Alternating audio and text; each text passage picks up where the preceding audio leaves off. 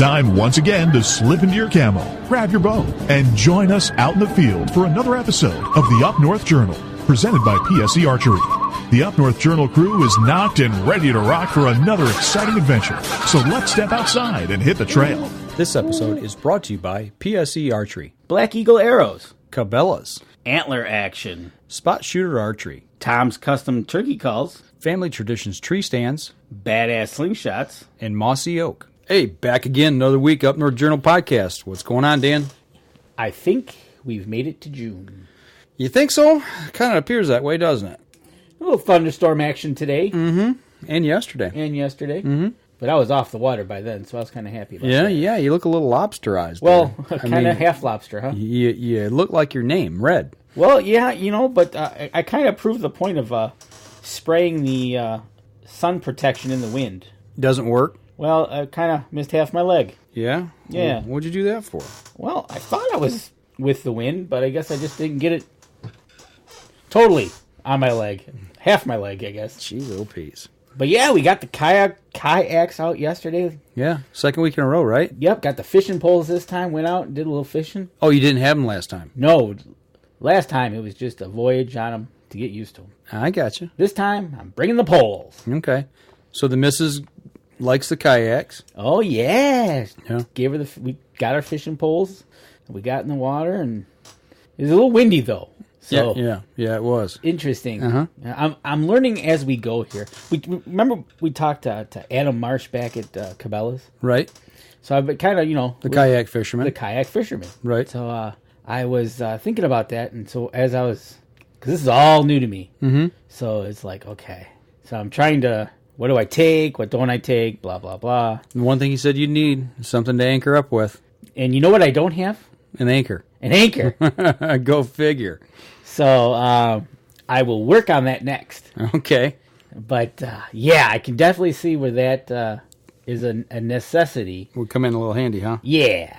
Okay. But unfortunately with the wind, I kind of it changed our fishing plans. But it was all right. Just I kind of tried to go into the non-winded areas. A little calmer water. A little calmer, Coves. but I was drifting pretty good though, so that wasn't too bad. Okay. But I'm getting used to it. I'm liking it. I'm definitely going to check into one of those Cabela's tackle sling things that he showed us. Oh, yeah, the little vest, the bandolier style. Yeah.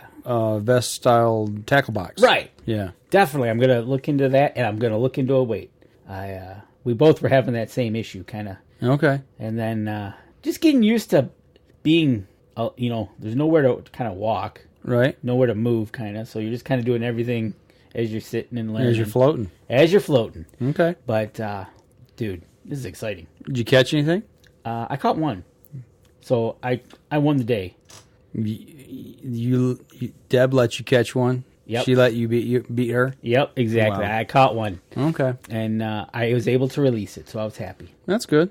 But Any size to it? I know. No. What, Yeah. little bluegill? Yeah, something like that. It might have been a sunfish. Sunfish? Okay. All But right. as we were heading out there, we're gonna just do lures and stuff. I said, you know what?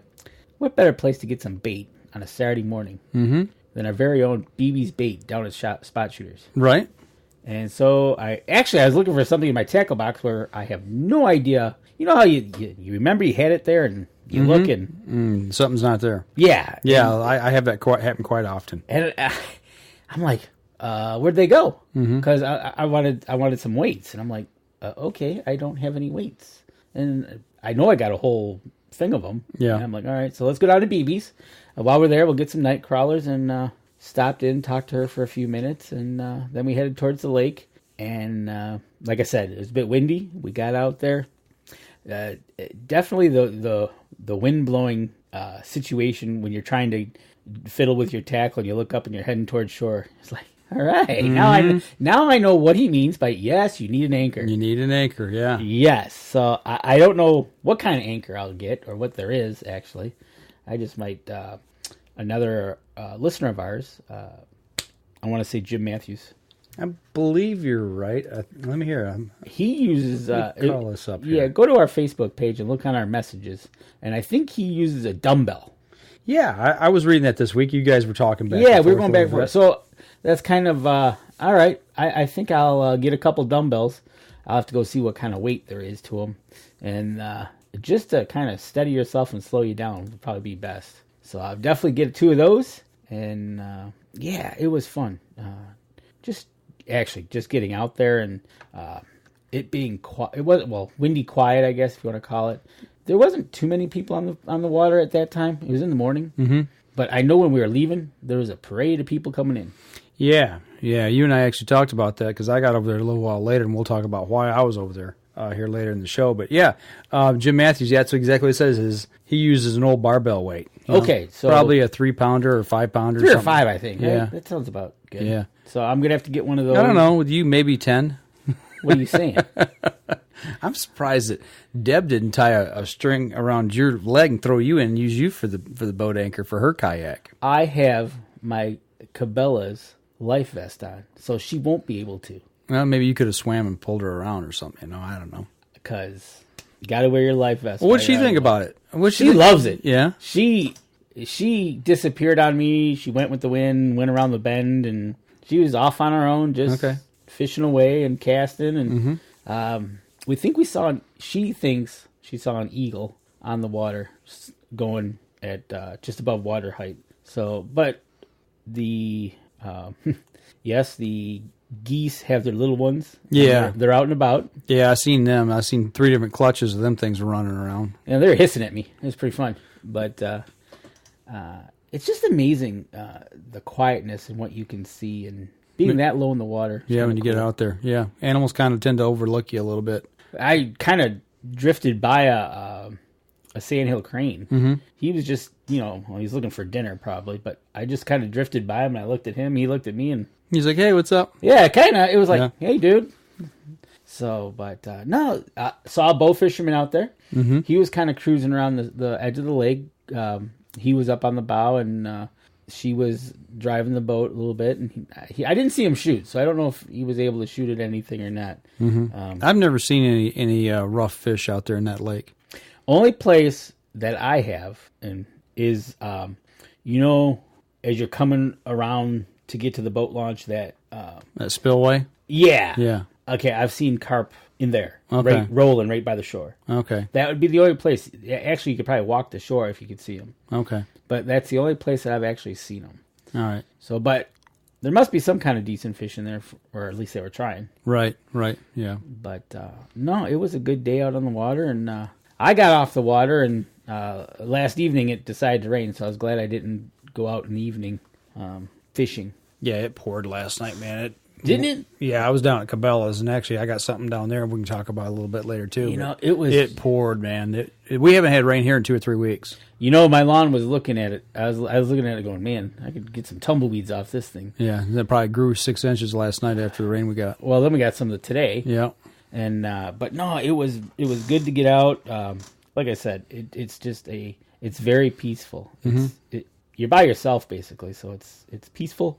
It's relaxing, and you get a little exercise. Right on. Now I got to get you out there with me. I got 4 of them here, man. You do. We'll get them tuned up, man. We'll go. We'll get out there.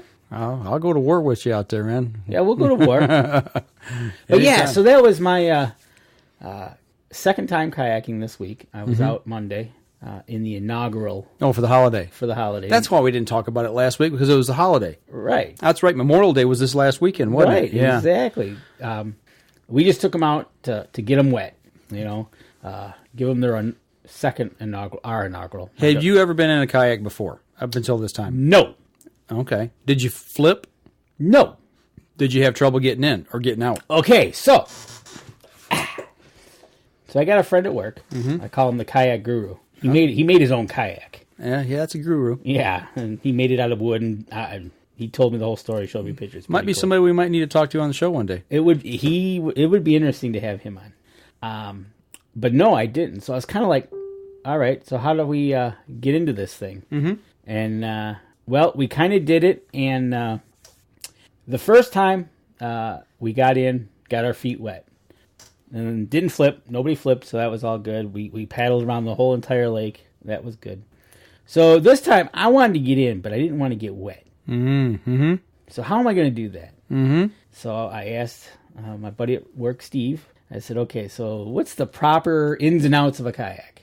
So he kind of gave me some pointers of what to put in, what to do. Stay low. Stay low and centered. Okay. So I put half of the kayak in the water, front end. And then I went quickly and low into the middle of the kayak and sat down as quickly as I could. Swiftly, huh? Swiftly. Stayed low. Use your low under radar stealth move. Exactly. The ninja kayaking moment. Okay. And then I sat down, and then I just kind of scooted myself off the rocks, and I was floating, and I didn't get wet. Excited. And then Deb, because there was two people, I put her kayak in first, and then I had her sit in there, and I just picked it up and pushed her off. And being the gentleman that you are. Exactly. Yeah. Okay. So that was my mount, and to get into the water, and I stayed dry. So I was quite excited about that I accomplished that. Okay, what about the dismount? Dismount. Okay, so I'm like, wow, how am I going to do this and stay dry? Because this is all new to me. So Right. I'm trying different methods. So I'm like, all right. So because the wind was blowing into the launch. So I'm like, all right. So I kind of make a big circle out and I get the wind behind me just to save on paddling too. And then I'm like, well, how am I going to do this? I'm like, well, let's go in reverse a little bit. So I just kind of, as I was heading towards the rocky side on the right side of the boat launch, if you're facing the boat launch. Yep. I was like, all right, I'm getting closer. And I just started paddling. And I ran it up as hard as I could up onto there. And I was like, that's not bad. And I was able to step out onto dry land. Why don't you wear water shoes? I haven't got them yet. Oh, okay. Were you barefoot? No, I had tennis shoes on. That's fine. Okay. But I had tennis shoes on that if they got wet, I didn't care. Okay. That was the whole. But no, water shoes are on the docket to get. That way, if I get wet, I'm not. But I was just like, just trying different methods of my kayaking adventures. All right. Well, I just wondered. Just thinking. Nope. Water shoes are on the. I do have a pair. But yeah, I trying to remember where they would be. Oh, okay. Dog probably got them. Maybe. Okay. Just So, wondered. but no, yeah, water shoes. And I just wanted to try different things with his new adventures in kayaking. Red's adventures in kayaking. Okay. So far, so good. You haven't flipped. You haven't caused any catastrophes yet. Haven't got your feet wet. I got him wet the first time. And the wife is still happy. Yep. She Yeah. loves them. I mean, tell you, she was so excited just to be out there. Were you wearing floating swim around. trunks or were you wearing shorts? I was just wearing shorts. Yeah. Every time I go out, I always wear swim trunks just in case. I go out with the thought, whatever I'm wearing can get wet. Let me ask you this. Do you have a waterproof container for your ID and your phone? Okay, the front compartment of my kayak is a waterproof where I put my keys and wallet and stuff. It is waterproof. Yes. Have you tested it? I haven't tested it. They told me I wouldn't trust it. So, but my next thing to get is we had Ziploc bags, Yeah. I wouldn't trust them either. but my next thing is A dry box? is a dry box. Yeah. I got one and Michael's got one. And I swear by them. It's what I carry my phone, my wallet, my keys, any of that stuff in. And it's got I believe ours has got a carabiner on there. And I hook it to the seat and loop it back through and connect it to itself. Okay. So that way, if I flip over, there's no chance of it coming Dislodged loose. from the kayak. Exactly. And it being on either floating down river or being at the bottom, depending on which way you go with it, But yeah, no, a dry box is next on the list. I did see those, so Yeah. I'm going to make a couple purchases of those. Yeah, they're not expensive. I mean, the cost of a cell phone alone, Yeah, exactly. or your fishing license and your wallet and everything to do with that on top of it. But yeah, and I think the one we got is You want to get the bigger one so you can fit more, like their phone, wallet, keys. I'd say ours is probably 6 to 8 inches long and probably 4 inches wide at least, maybe 5 inches wide, and probably 3 inches, 4 inches deep. Okay. Yeah, so yeah, definitely a dry box, water shoes, dry box, and an anchor. Yeah, an anchor. There you go. You'd be ready to rock and roll. I tell you what, I can understand the anchor part. Yeah. Well, I got a couple little trips we could take. I've not, knock on wood, I haven't flipped yet either. Well, we definitely got to take one trip that we were kind of told about. Yeah. Oh yeah. And I'm somewhat familiar with that stretch. Actually, Mikey kayaked that stretch not last summer before last. Is that sure. going? Maybe it was last Which summer. way does the water go through there? It flows towards downtown Linden. Okay. Yeah. Oh, okay. So you'd be from the lake part. You'd be going with the stream then. No, you just go back up into town and put it in and drift down. Right. You can do that too. But that is pretty thick through there. Oh, does it get Yeah, thick you too? might have to do a little portage here or there. You could talk to Mike. He like I said, he went last year or 2 years ago. But they did a 16-mile stretch. Took them all day. Ooh. Yeah, they went through 1, 2, 3 towns. So Okay. you hit some pretty desolate stuff. Has he done the Holly to Fenton? Yep. Well, he went from Holly to Linden.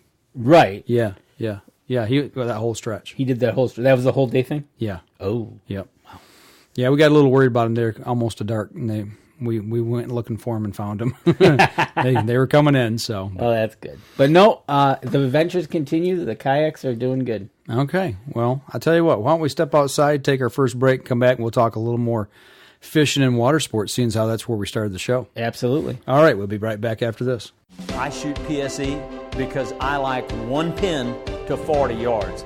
I shoot PSE for the perfect combination of feel and performance. I shoot PSE because you can shoot lighter poundage and increase arrow speed. I shoot PSE for the fastest bows on the planet.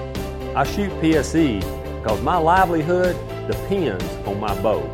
I shoot PSE because better engineering makes a better bow. I shoot PSE. I shoot PSE. I shoot PSE. I shoot PSE. Experience PSE. Experience performance. We know the future of hunting depends on our nation's youth. But did you know that in many states, it's illegal for you to take your son or daughter hunting until the age of 12 or even older? As a result, we have fewer young hunters, and the Families Afield program is designed to eliminate those barriers. Hunting is safe, and the safest hunters afield are young people with adult mentors. Visit our website at familiesafield.org to find out how you can bring more families afield.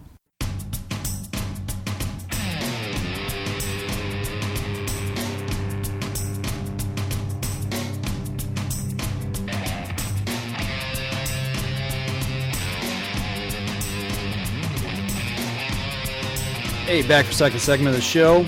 Kicking along here on Kicking along about fishing. Fishing, you come up with an interesting question before the show. So Yeah, I was. let's tackle it. Okay, so I was out on the kayaks and I was using night crawlers. Mm-hmm. Got them at BB's Baits. That's right, BB's Baits inside Spot Shooters Archery in Holly, Michigan. There you go. Okay, so I saw something you posted on Facebook about catching bait fish, but not transporting them to a different lake. Man, you must have dug back a ways. Well, or was that on a throwback or something? I don't know. It was just, I saw it out there and I was like, you know what? I'm going to ask Mike. Mm-hmm. I go get bait fish. I don't necessarily, I'm going to one body of water. Right. So well, let me ask you this. So what's the purpose of banning why I can't take my bait? If I go catch bait fish in one lake, I can't take them to another lake. Okay. First off, talking about bait fish. Did you buy bait fish at the bait shop? No, I didn't, but I did buy them. And if you remember, when we were ice fishing a few years back, and they gave you the receipt. Yep. Okay, I was going to say, did you keep the receipt? Because by law, you have to. And you have to keep that receipt. Yep, to show that you didn't catch them. Correct. That you actually bought them from a certified bait store. Correct. Yep. So now there's this, It's VHS disease.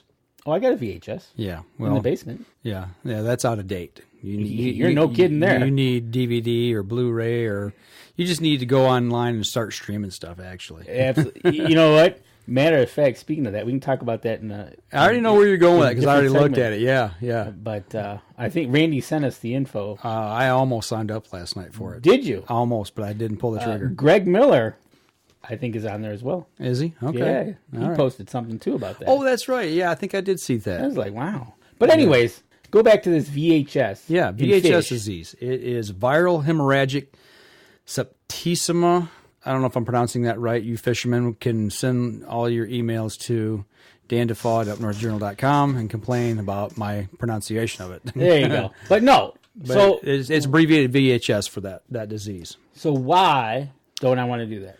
If you were to catch bait fish in a lake and they were infected with VHS and you took it to another lake, you caught your bait fish and it's like, okay, I caught them here because I know I can catch bait fish in this little stream or this lake and I want to go fish this other lake.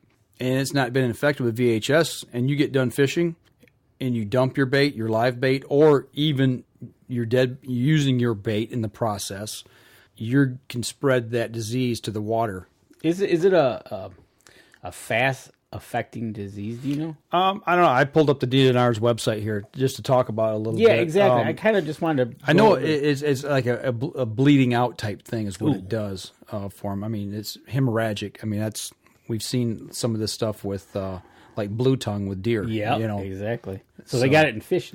Yeah, it's an extremely serious viral disease of fresh and saltwater fish, recently spread to the Great Lakes region of the United States and Canada. VHS virus has been found in Lake Huron, Lake St. Clair, Lake Erie, Ontario, Lake Michigan, and the St. Lawrence River in New York. The virus has also infected several inland lakes in New York, Michigan, and Wisconsin. The disease can cause large-scale fish kills and have severe economic consequences. So it's serious. Yeah, it is. No doubt. Symptoms are at a low level of infection. The fish might not display any noticeable symptoms.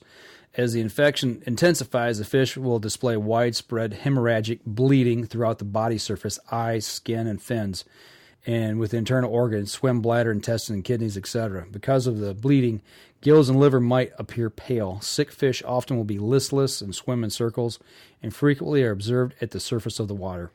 Confirming VHS infection requires lab testing. Diagnosis cannot be made based solely on observation because many different diseases of fish have very similar symptoms. Will it affect humans? No, it says. The virus will not affect humans regardless of whether you touch, eat, or eat it because it dies at human body temperatures. To date, we have found VHS in the following waters: Lake Huron, Saginaw Bay, Lake St. Clair, St. Clair River, Detroit River, Lake Erie, and all tributaries up to the first dam or barrier of those waters. VHS has also been documented in Bud Lake in Clare County and Baseline Lake in Washtenaw County. As other areas are identified positive for VHS, they will be listed online at michigan.gov/VHS.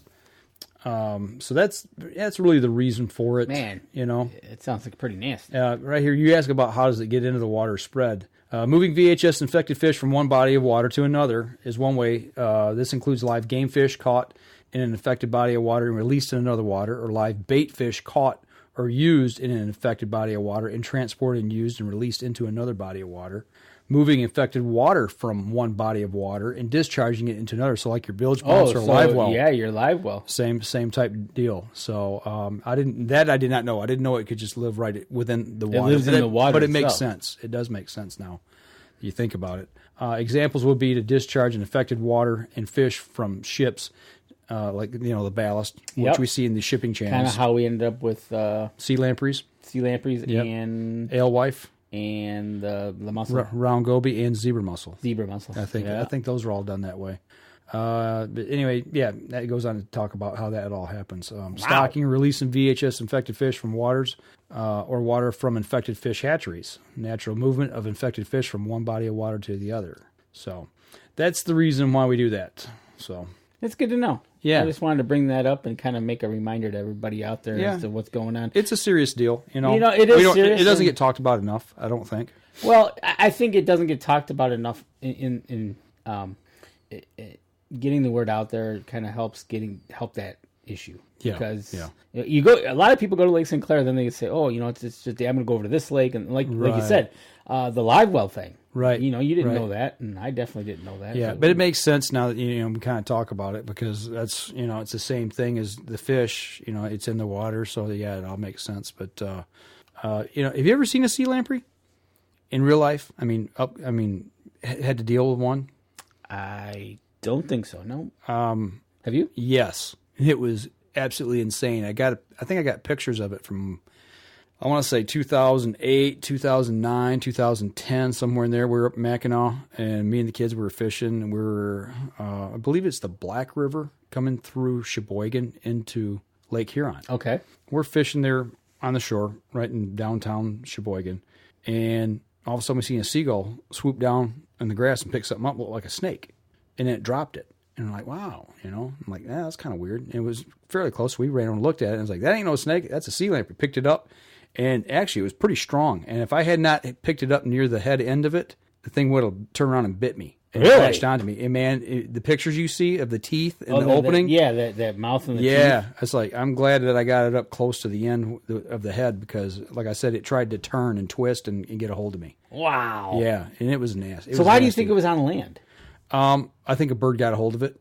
Or a fisherman caught a fish and it was attached to a fish and he knocked it off. Yeah, and just left it there. But it's so nasty looking, huh? Oh yeah. I'm pretty sure we got pictures of it. I have to go back and do some digging. And how long do you think it was? Oh, it was 18 inches, maybe. No way, that big? Yeah, it was a good 18 inches, maybe 2 feet. Yeah. And you said it was that strong, huh? Yeah, it was probably inch and a quarter around. Holy like inch and moly. a quarter pipe. Yeah. Wow. Yeah, it had some strength to it. It had some teeth, huh? Yeah, and I was like, okay, I can see why these things kill fish now. Could you imagine that biting you? Yeah, no, not really. Oh, man. Dude, that would have been... So, another invasive species, though, brought in from ballast water on boats. Yep. Ships. Should have done something about that. But no, just let everybody... It's one of those things, I think, like you said, we don't talk about enough. We've seen it with zebra mussels here in Michigan. I think that's the one big one that everybody really understands here in Michigan because everybody stepped on them and cut their feet at one time or another in the water around a dock. Or gets on boats, if you dock your boat in water constantly, that's got Great Lake access. Yep, and I haven't heard the cycle, how they're going, so hopefully they're... Last time I heard anything, I think it was kind of on the decline, and I can't remember why. I don't know if it was some other invasive species that was kind of taking over its terrain, so to speak. Next invasive species to come by and cycle through. Right, yeah. So we've talked about that in cycles, and and I don't spend a lot of time on the water as far as being a fisherman. Don't claim to be. I mean, I drown worms, have fun doing it. Right, exactly. But even though doing that, it's like, we need to pay attention to what we're doing. Yeah, a little bit of attention goes a long way. Yeah, absolutely. So kind of like the diseases in our game animals that we have to deal with. Yeah, well, even in our habitats, we're dealing with that right now up at our camp. We're doing that logging project. You just kind of throw that up. Yeah, about the spruce budworm. Yeah. We actually caught that as it was starting to get into our trees. So yeah, we caught that in the nick of time.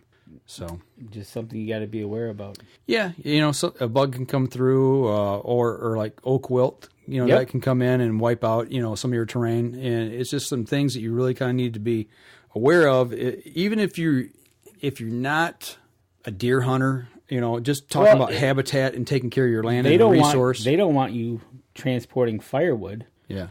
Between the upper and lower. Yeah, because of the emerald ash borer. Yep. Yeah, that's another one that's pretty bad too. So there's a big pile of wood at the bridge. Yeah.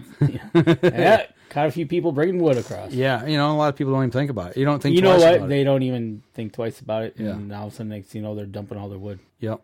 So not taking it there. If you're going to a different area, don't take stuff with you that don't belong there. If you're going on a fishing trip, buy your bait. At the water that you're going to fish, whether it's in our state or some other state. Yep.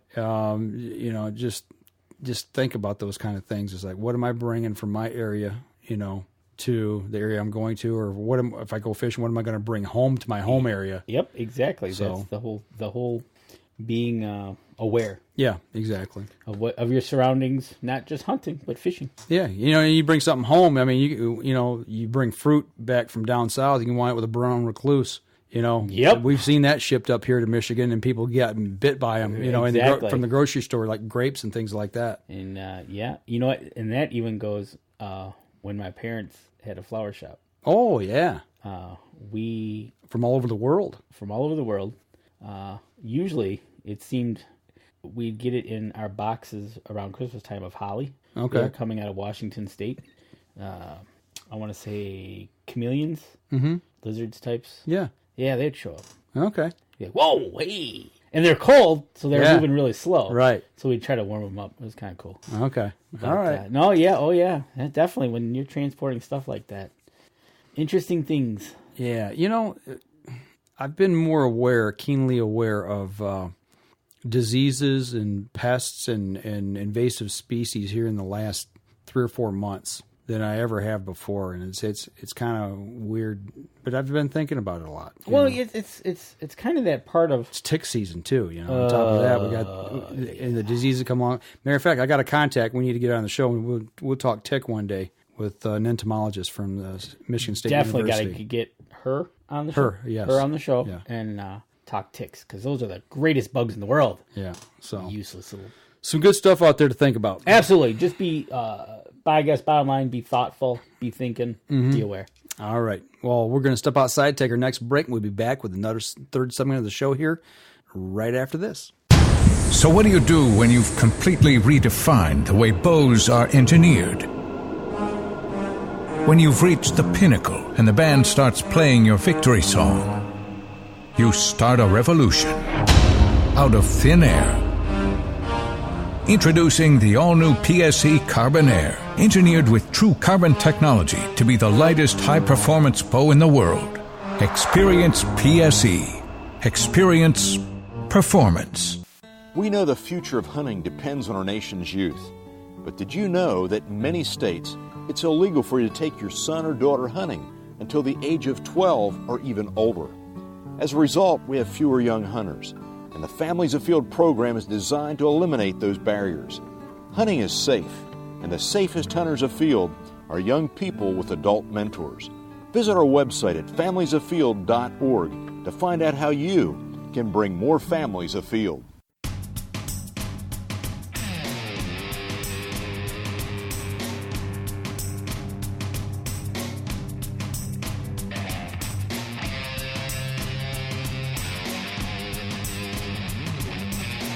Here we are back for another third segment of our show, and we've been talking fishing the first two segments. Yeah. Let's keep it rolling.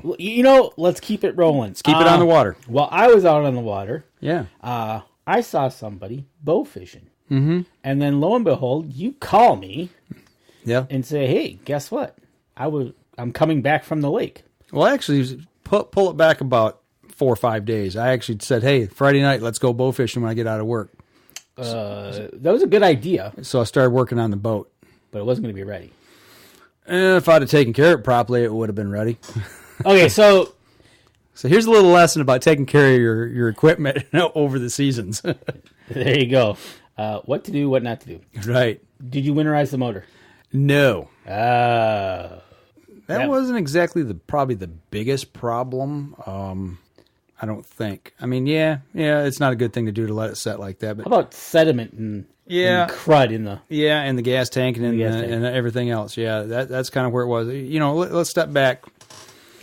Oh, not last year. Let's go back to the year before that. When I wasn't living here at the house because of death and destruction and mayhem and all that kind of stuff. Yep. We've all seen that commercial. When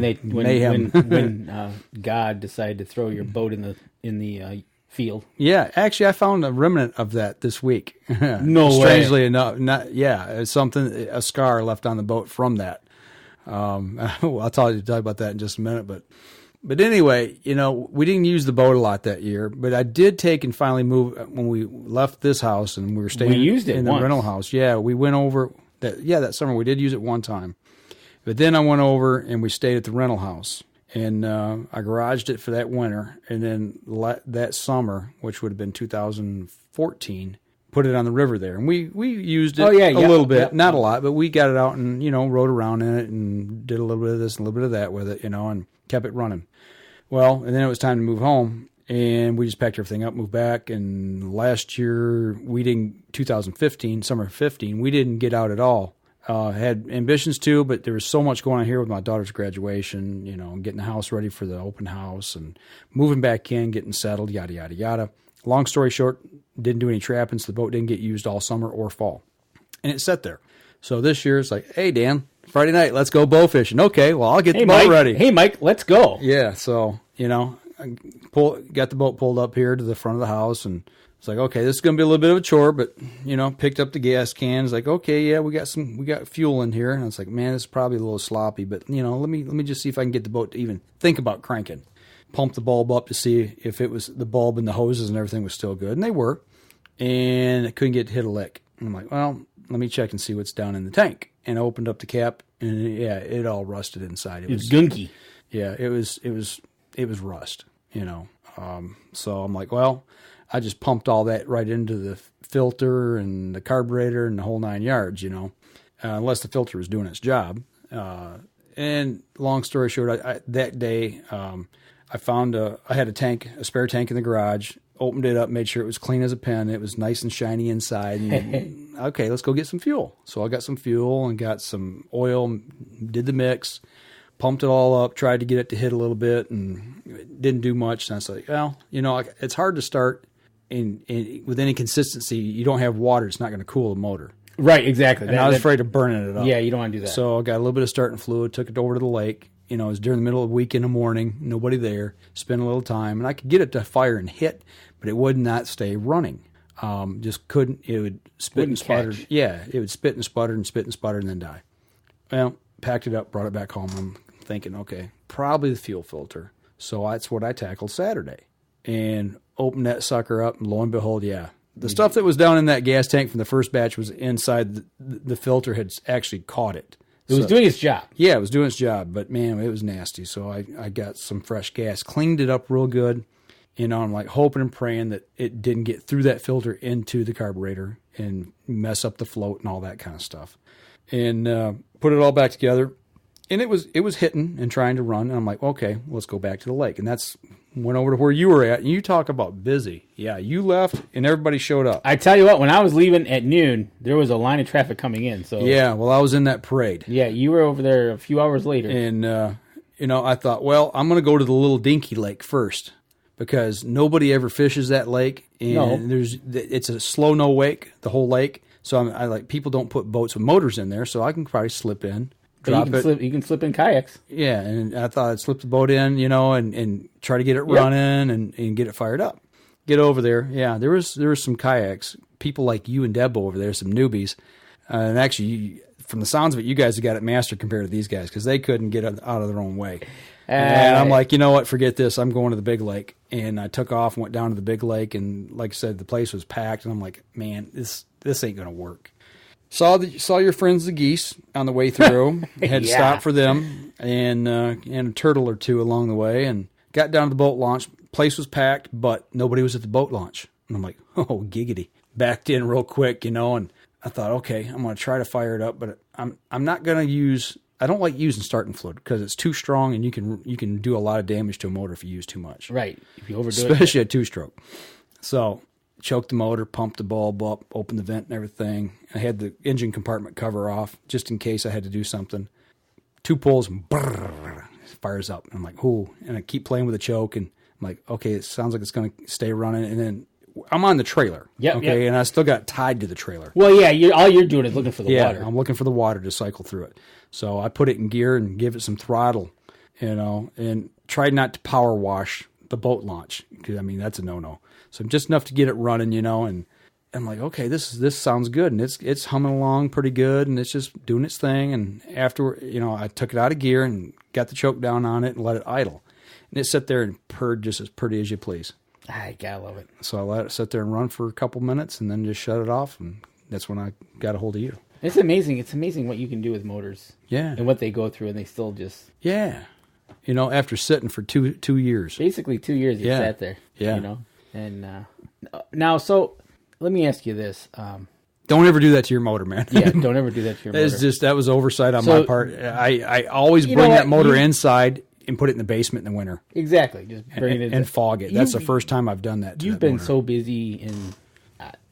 I wouldn't be surprised. It's all right. But that's a costly mistake if you ever screw it up. You blow the motor up, you're done. Or you blow the lower unit out. That's a 15-horse Merc, and go price them. They're not cheap. No, they're not cheap. Nope. I couldn't afford to buy a new one. But it was good to hear you got the boat running. Yeah. So we're going to be looking for some bow fishing time coming down the pipe. Well, I got to replace the decking on the bow, and I've got the old stuff, so I can make the pattern out of it. I just got to do some rigging real quick, cut the decking out, rebuild that framework, put it in, drop it in, which shouldn't be too big of an issue. I do want to rework the lights. That's something that I really mentioned that you were thinking about switching over to LEDs. Yeah, I'm thinking about it. I tell you what. And if anybody out there is running LED lights, shoot me a message on Facebook on my personal page or the Up North Journal page, because I want to pick your brain. I want to dig into this a little bit without just running out and buying a bunch of lights real quick if I don't have to, because you can get really expensive ones, you can get cheaper ones, and obviously the higher price ones, they're more powerful. And I'm trying to figure out what range I need to be in and how many lights do I need to run. I see those lights on the. Okay, I was running. It's a bar LED light that they put on the front of the trucks. Right, I've seen those too. I think they're only 18 inches. Yeah, but those are pretty bright. Well, I was running incandescents on it with a generator, and I was running. There were 250 watts a piece, and I was running 5 per side, so 10 lights total. That's where I was at, and that lit everything up just about the way I needed to fish. Yep, that lit it up. So compare that to what we got to something else, and that's kind of to LEDs, and then that's going to lower you're going to run those off batteries? Depends. I might try it. You might, because I think the lower wattage that you're going to draw, you might be able to do batteries. Yeah, well, I did see in the local paper that there was some complaining about these boats with lights on. Yeah, well, you know what? It's legal to do here in the state of Michigan. Exactly. And the DNR will back us 100%. And the other thing is we're doing the lakes a favor. Well, there's that. I think it's just funny that these people make these complaints. You're on a public lake. Yeah. So. But, and I'm respectful. I try not, I stay away from houses as much as possible. There are some places where we fish that we have to go through a channel to get to another body of water. Yep. And I don't hang around docks. I don't shoot towards docks and other boats and people that's got, the private. I stay away from that stuff just for that reason. Exactly. Because we do fish at night and, usually come home when the sun's starting to rise. So. Yeah, but going back to the wattage issue, if you, do the LEDs, there'll be a lot less wattage. You might be able to pull off the battery thing. Yeah, be a lot quieter. Oh, man. A whole lot quieter. And that, to me, I think that's probably the bigger issue. Right, exactly. Because, besides being a little loud with that generator, trying to talk to each other. Where I grew up in high school, my mom and dad's place. Oh, yeah, okay. Well, my sister bought that place from my dad. Yep. And they've talked about that. They're on the channel. Yep. And they said, guys come down here, run their generators. And I mean, it's loud. And it is. Like, I wouldn't personally run that channel like that at night, late at night. But, yeah, there's some guys that run that big lake, and they'll fire it up and go through there at night. And, it's, I'm just like, show a little bit of common courtesy. Yep, exactly. And it's just one of those things that we get out there and we, but that excites me. We just got to get that deck built and the lights. And it's funny, you talk about LED lighting. I was at Home Depot today and I needed some light bulbs for my garage outside. Right. And I talked to the lady and she got me these LED light bulbs that are good for 22 years. But they're only drawing like 9 watts of power compared to what you used to. Right. It's like, wow. So I can only imagine if you're going from 10 incandescents on each total. Yeah. See, the ones I've looked at are like 24 and 36 watts, somewhere in there. And I'm like, okay, how does that compare to a 250 watt bulb or incandescent, fixture? So. And I bet you can find a chart that'll tell you probably what that equals. Probably. But still, you wonder how it's going to cut the water. Is it going to cut the water? Now that I don't know, and it's a different type of light. Yeah, exactly. It's not the typical incandescent. It's a different color temperature. It's a white light. Yeah, it's more like daylight. Yeah, that's what we're using in our studio at work right now. It's 6,500 kelvins versus I think 3,200 Kelvin incandescent, if I remember correctly. And it's the color of lighting. But what we're set up at the studio with our LEDs is to make it look like daylight outside, sunlight. Right, exactly. To mimic that. So kind of then you're mimicking that at night in the water. Yeah, so I don't know. It'd be interesting to see. Yeah, it should be pretty cool. So I can't wait. Stay tuned. All right, well, I'll keep you posted. You do that. All right, we're going to step outside, take our last break, come back, and we'll wrap up the show. We'll be right back after this.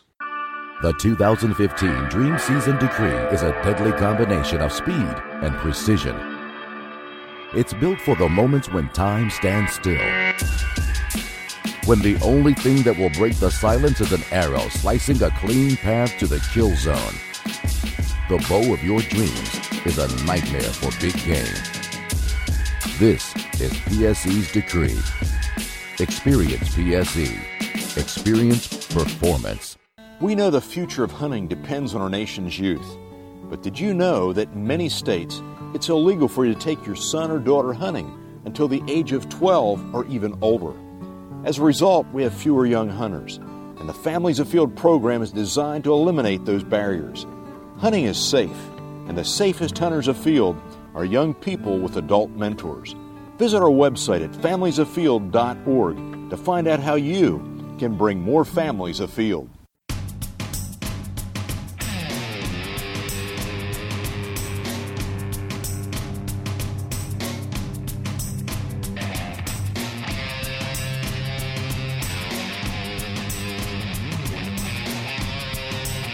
Last segment of the show here for this week in June.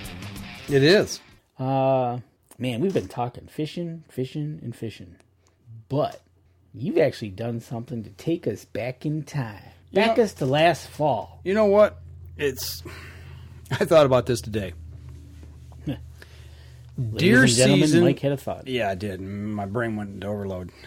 You saw the end result of that today when I got out of work. Yeah. You did something good, though. That was for something good. Yeah, it was. Yeah, I had to work today. But, yeah, I got to thinking, do we anymore, do we ever stop deer hunting? Is deer season ever over, or is deer hunting a progression as we get older?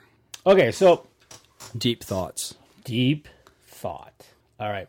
I think it depends on who you are, what you want to be, and where you want to go. For me, it hasn't stopped. That's who you are. You want to know where you want to go, but you know how you need to get there. Yeah, yeah. You've already are going, well, this will be, you didn't do it last winter, so we'll say from spring on, you've been going all year. Mm-hmm, mm-hmm. So, well, last winter, though, even after deer season was over. But you pulled your cameras.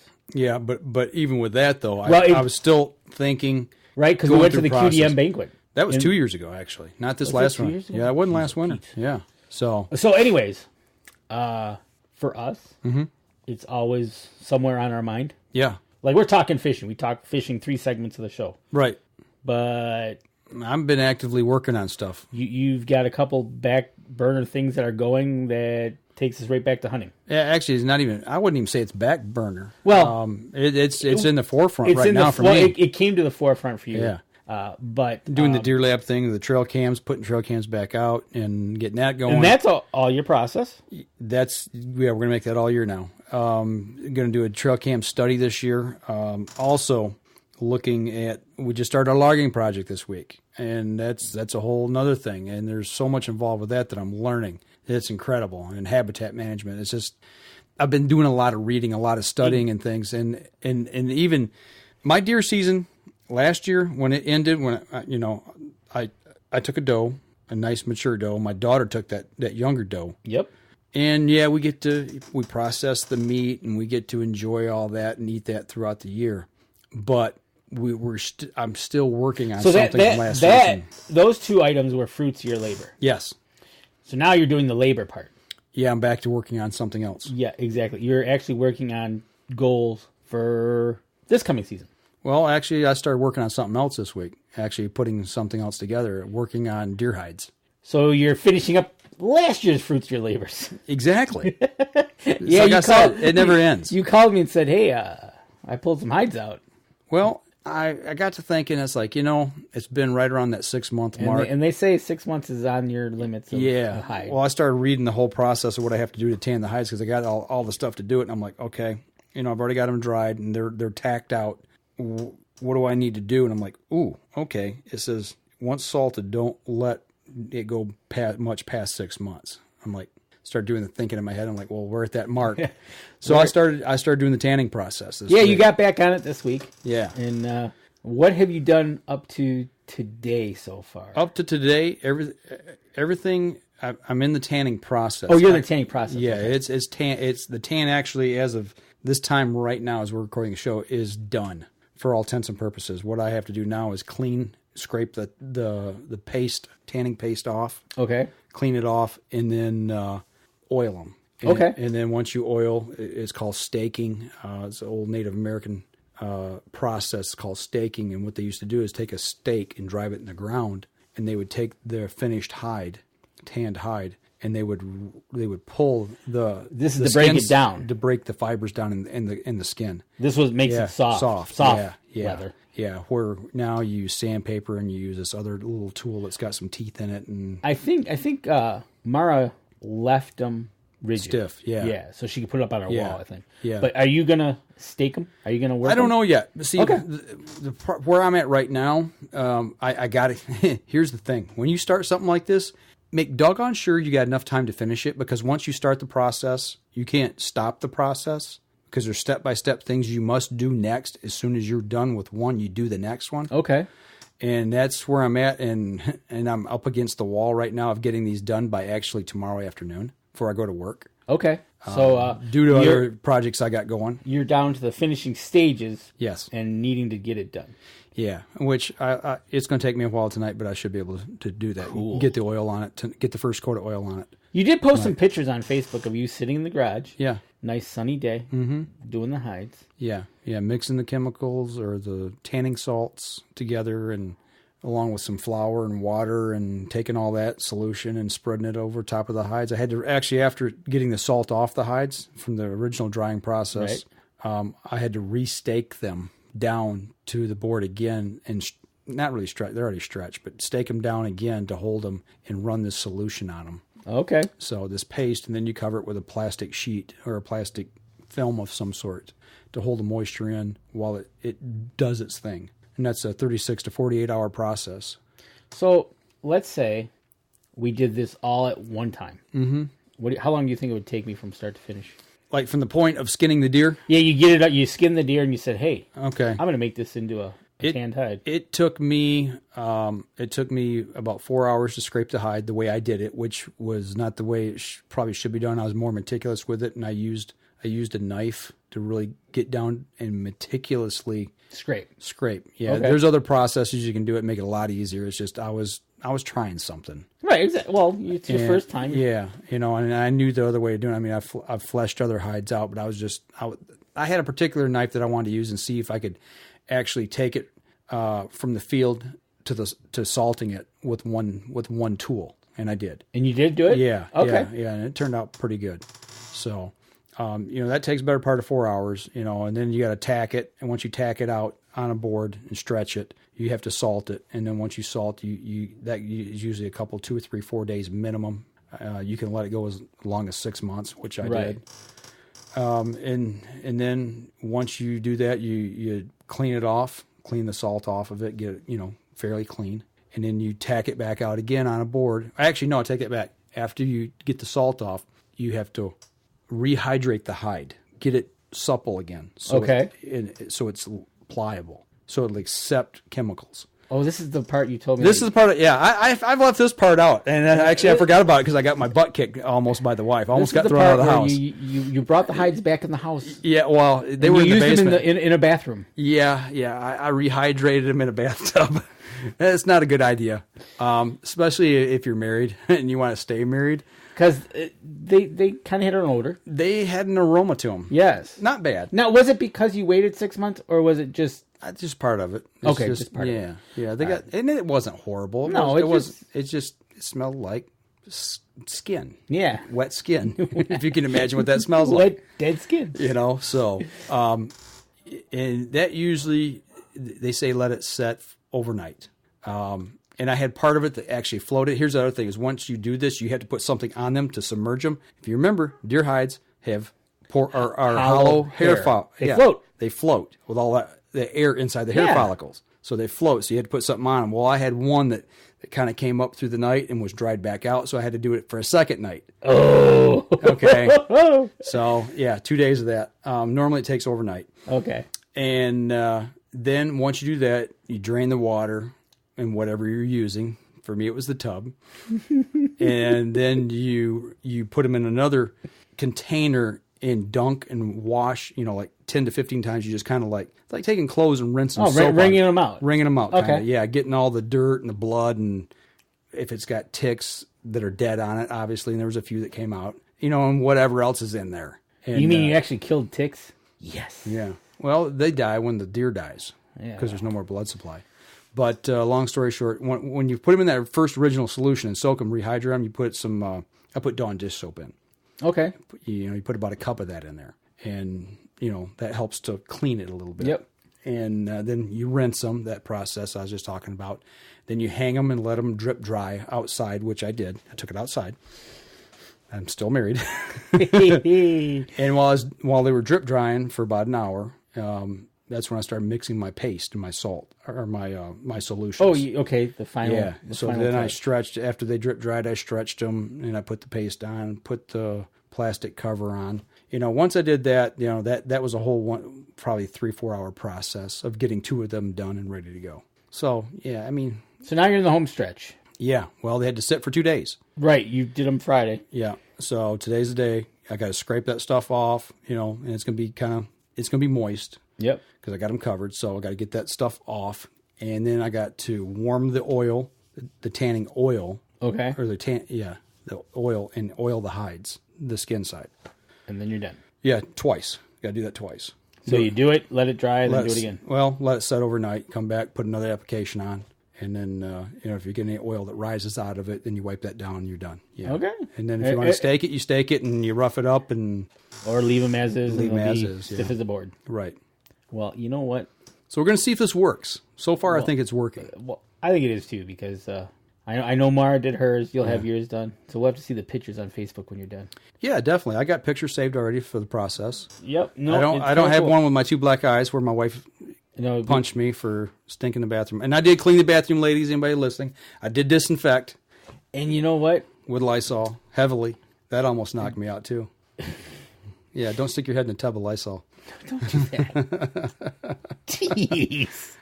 I was floating. Are you gonna doing this process? Mm-hmm. Does it make it feel, I guess, more complete that you did it all? Yeah.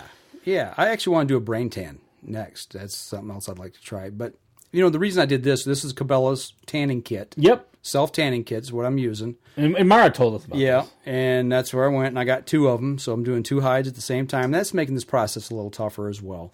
But, trapping, I want to start tanning, the hides that I get, keeping some of them instead of selling all of them, If I like to get a coyote and a raccoon and mink and all that, I like to get, a couple of each species just to do myself. Exactly. Could have had a coyote a couple weeks ago. I don't know. Yeah, there's one. He's still out there. He's sleeping next to the road. He's still there? I don't know if he's still there. I seen him this last week, yeah. Jeez. So. But, okay, so it doing this whole process, it kind of, going back to your future labor from, you're finishing up the last... Of last year. Year. And I'm already starting next year. So I think the older I get, hunting becomes, this is where I kind of get philosophical with it. To me, it's a process. And you never, to me, a season never ends. It's a season. It's a hunting season because that's what the state says. That's when you actually can go out and actually kill the animal and take it and, eat it, whatever you do with it. You know what I'm saying? But that process for me never really ends because, then you get into the winter, you get into your habitat management, you get into your trail cams, you get into, putting hides up if you do that. You get into looking at next year and planning for next year. And it's a continual 365 thing. I don't ever quit thinking about deer hunting. A segment of people, it's 365, 24/7. And it's not just that. Some people, sure, they finish up the season, they put whatever they're using away, and they don't think about it till whenever, a month before a season, if that. Been shooting my bow already, thinking about we've that. Been shooting, and I think, plus, we talked about it a little bit, talking about fishing. We talk about more of being aware of the land, helping our herd. Yeah. It does take. It's becoming more in tune, being a steward of the land. That's what I guess that's where I want to be. Absolutely. I want to be a good steward of the resources. You want them renewable. Yeah, and that includes trees. It includes trees and needs to be trees. And that's part of this that some people don't get. You go in, if you're clear cutting or you're doing a big heavy select cut, and you're thinning a lot out, and all of a sudden it's like, where'd everything? It's a shock. It is. It's a shock to the system when you see it because it's so tore up and it looks devastating. If you see it, but during what's interesting, the winter. It looks really bad. What's interesting is we started this week, and our camp manager, I was talking to him after the second day. he said the deer are already in looking for the tops to eat. Oh yeah, it's like a dinner bell. Yeah, exactly. They're already there. They know for some reason. I don't know. Maybe it might have to do with just being curious to get them into that spot when they hear it. Yeah, and then they see it. But then they get there and go, "Whoa, something new to eat!" Right. Yeah. I mean, fresh green tops that are laying there that are I can reach that aren't 40, 50 feet in the air. Right on. I'm on. Yep. So. We have that up, especially in the UP. When that's one of the things. You go out there with a chainsaw and you cut down a tree. Mm-hmm. It's like a dinner bell. Yeah, critters. You walk away and give them a day, maybe, and they're on it. Yeah, you'll see from bunny rabbits to the deer. They'll just here they come. So, but no, that's definitely that's kind of where we're at. For us, it's 365. Thinking about it, logging projects. You even go so far because you stock your pond. Yeah, fish. You fish. Yep. So yeah, working definitely on that. 365, and it's actually kind of nice because we've got day jobs. Yep. And you got something to look forward to. You want to break from that. Yeah, it gives you something to look forward to. Every weekend, because it's like, what can I do this weekend to progress towards something? The next season that's coming up. Right. Or maybe there's something new I want to try. Right. It's just. But no, totally agree. For us, it is 24/7, 365. If we're not reading something, we got something brewing. Yeah. Speaking of brewing, make sure you get out and listen to our minicast this week. We got some stuff from Randy Duncan. Yeah. We got some other stuff out there, so make sure you chime in and listen to those this week. Go over to Facebook. Leave us a message over there if you got something you want to talk about. Shoot us some pictures. Don't forget to go over to iTunes. Leave us a review. And don't forget, we got our first contest with Absolutely. Black Eagle Arrows. Black Eagle Arrows. The contest is still going on. Get to Father's our Facebook. Day. Share it. Yep, go over and look at the video. It's our Black Eagle Arrow video. It's pinned to the top of the page on Facebook. Yep. And follow the directions there on that video. So it's pretty simple, and you can get yourself a half dozen arrows. Well, it looks like we got a visitor here, so we're going to wrap up the show, and we'll be back again next week. Take care, everybody. This episode was brought to you by PSE Archery, Black Eagle Arrows, Cabela's, Antler Action, Spot Shooter Archery, Tom's Custom Turkey Calls, Family Traditions Tree Stands, Badass Slingshots, and Mossy Oak. Thanks for listening, and join us again here next week. Until then, remember, as we always like to say, if you're out on the water or in the woods, shoot straight and be safe until next week on the Up North Journal.